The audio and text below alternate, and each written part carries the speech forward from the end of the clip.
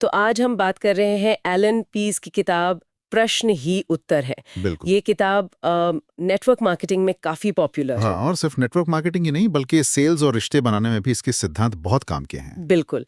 तो आज का हमारा मकसद यही समझना है कि कैसे सीधे बेचने या दबाव डालने के बजाय सवालों से लोगों को गाइड करना ताकि वो खुद ही किसी नतीजे पर पहुंचे। हाँ, जैसे कि उन्हें खुद को ही कन्विंस करने देना। एग्जैक्टली। ये ज्यादा पावरफुल होता है। तो चलिए शुरू करते हैं। किताब का जो मूल आइडिया है, सही सवाल पूछो और सामने वाले को खुद जवाब ढूंढने दो।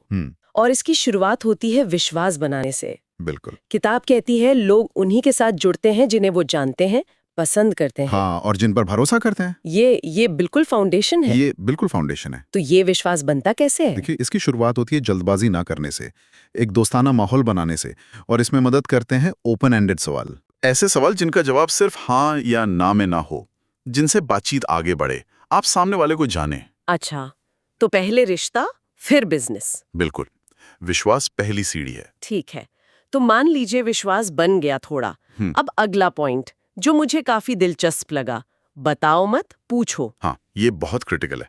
मतलब अपने प्रोडक्ट या अफसर के बारे में लंबी चौड़ी बातें करने के बजाय आप सवाल पूछें। हाँ, ऐसे सवाल जो सामने वाले की जरूरतें, उनकी प्रॉब्लम्स या शायद उनकी दबी हुई इच्छाओं को बाहर लाएं। जैसे कोई उदाहरण? जैसे आप पूछ सकते हैं, क्या आप करंटली अपनी आमदनी बढ़ाने के और तरीके देख रहे हैं? या थोड़ा गहरा सोचिए, अगर पैसा और टाइम ये दोनों प्रॉब्लम ना हो तो आप क्या करना चाहेंगे? ये सोचने पे मजबूर करता है। सही बात है। जब आप सवाल पूछते हैं तो सामने वाला सोचने लगता है। वो सिर्फ सुन नहीं रहा, वो एक्टिवली इन्वॉल्व हो रहा है। और जब जवाब उनका खुद का होता है तो उस पे उनका यकीन ज्यादा होता है, बजाय इसके कि हम उन्हें कुछ बताएं। लेकिन एक डर ये भी रहता है कि कहीं ये सवालों की झड़ी न लग जाए, मतलब इंटेरोगेशन जैसा फील ना हो। हाँ, ये बिल्कुल वैलिड पॉइंट है। संतुलन बहुत जरूरी है। आपका लहजा, आपकी नीयत वो साफ होनी चाहिए कि आप सच में समझने की कोशिश कर रहे हैं। और यहीं पे सुनने की बात आती है ना? बिल्कुल। सवाल पूछने के बाद चुप हो जाना और ध्यान से सुनना। सिर्फ सुनना नहीं, समझना। उनकी बॉडी लैंग्वेज, उनकी टोन। किताब में इस पर काफी जोर है, सुनने की शक्ति। हाँ, क्योंकि जब लोगों को लगता है कि उन्हें सच में सुना जा रहा है, समझा जा रहा है, तो वो ज्यादा खुलते हैं और सम्मानित भी महसूस करते हैं। एग्जैक्टली। और उसी सुनने से आपको अगला सवाल मिलता है, बातचीत की दिशा मिलती है। अच्छा, अब मान लीजिए बातचीत चल रही है और सामने वाला कोई ऑब्जेक्शन उठाता है, जैसे सबसे कॉमन, मेरे पास टाइम नहीं है। तो किताब कहती है बहस मत करो, उल्टा एक और सवाल पूछा। ये थोड़ा काउंटर इंट्यूटिव है। हाँ है तो, पर ये बहुत इफेक्टिव है। बहस करने से या डिफेंसिव होने से बात वही खत्म हो जाती है। तो क्या पूछें? आप पूछ सकते हैं, मैं समझ सकता हूं कि टाइम की कमी है।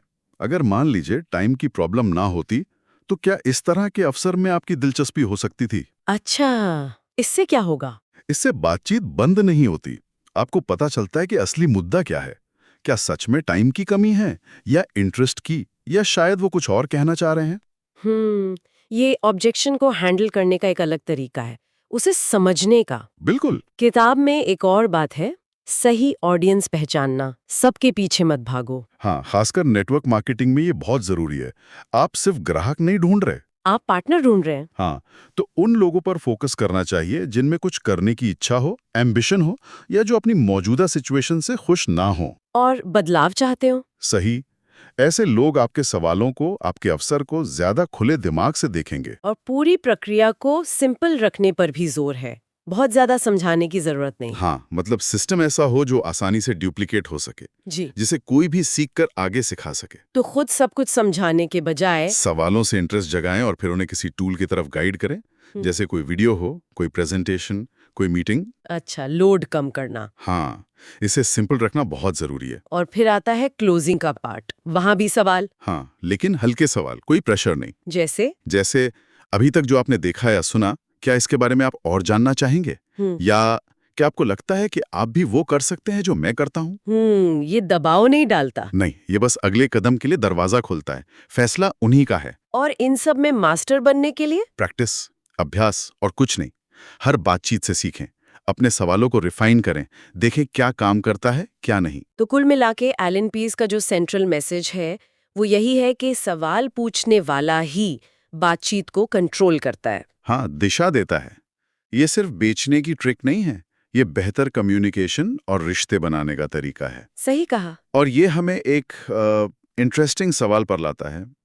ये जो सिद्धांत है कि सही सवाल पूछना दूसरों को प्रभावित करने और रिश्ते बनाने की कुंजी है, ये नेटवर्क मार्केटिंग के अलावा हमारी पर्सनल लाइफ में, हमारे प्रोफेशनल जीवन के दूसरे पहलुओं में और कहाँ-कहाँ लागू हो सकता है? हाँ, ये सोचने वाली बात है। रिश्तों में, ऑफिस में, शायद बच्चों से बात करते हुए भी। बिल्कुल, इस पर सोचना काफी फायदेमंद हो सकता है।